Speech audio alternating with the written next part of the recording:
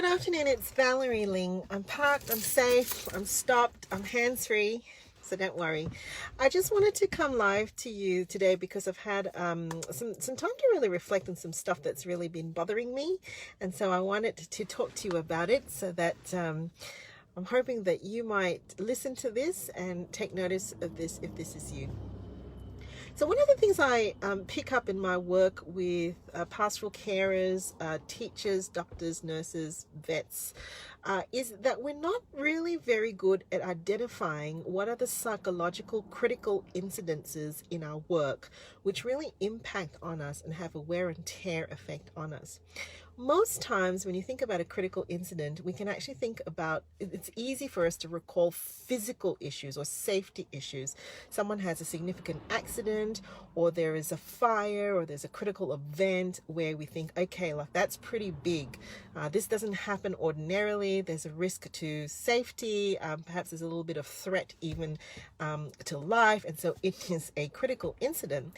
And from there, that usually kickstarts some kind of policy process in your organization. Hopefully you should have that in your organization in terms of who do we report this to. Was anybody exposed to the critical event or physical threat or a security breach that actually needs to be debriefed to make sure that they're okay? And then that whole process kickstarts. But very few individuals and probably even organizations have a similar policy to be able to identify and kickstart a critical incident debrief when it comes to psychological safety. Right? So psychological safety, things like being emotionally or verbally abused by a customer, or witnessing death, or walking away from a particular interaction where you actually felt personally attacked or under some kind of psychological threat. Somehow we just think that is, oh, well, that's normal. I'll just go home now and I should be fine. I want you to think, though, in terms of the regular conversations that we would have in our everyday world and in our everyday life. You don't experience that kind of physical vulnerability on an everyday basis. And so it is a critical incident and it needs to be debriefed.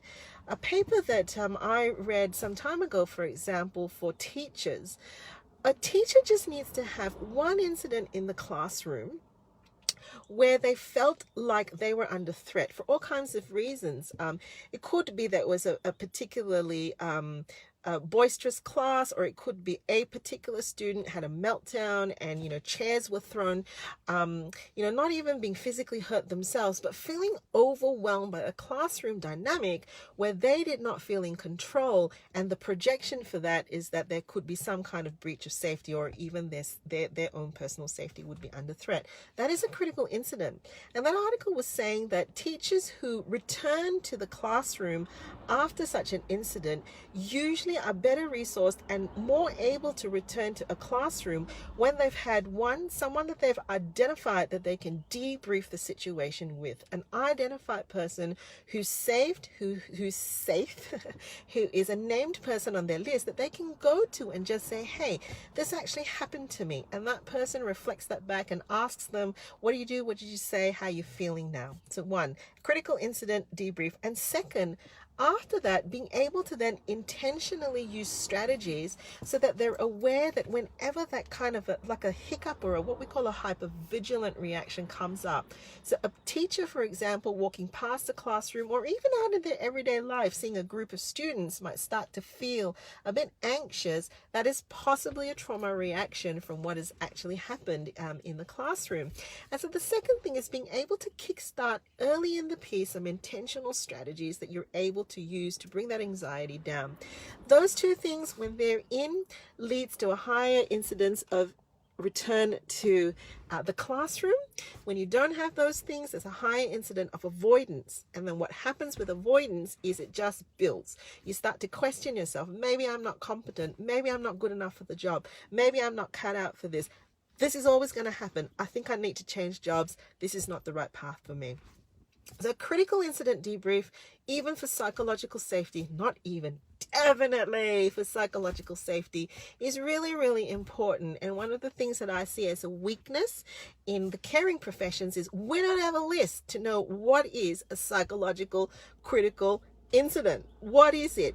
And so when we sit down to actually think, do I talk to someone about this or not? We feel silly because it's not on the list. It's not an earthquake. It's not a natural disaster. There was no security breach. It was just someone shouting at me. Just someone shouting at me. Well, it doesn't happen every day. And when it does, it really does impact us. So will you do me a favor? If this has resonated with you at all, and you've been in a situation like this, would you, one, identify someone who's safe for you to talk to and have a chat about it? Secondly, if that doesn't help at all, would you just book in with a professional even for one session? Because in my line of work, I've just seen compacting critical incidences that have gone on for 5, 10, 15 years, and we've got to debrief all of them because stuff just sits. And finally, if you're at the top of the leadership chain and you are the person that's making the policies and your organization doesn't have a critical incident debrief policy, could you please put one in place? I'll catch you later.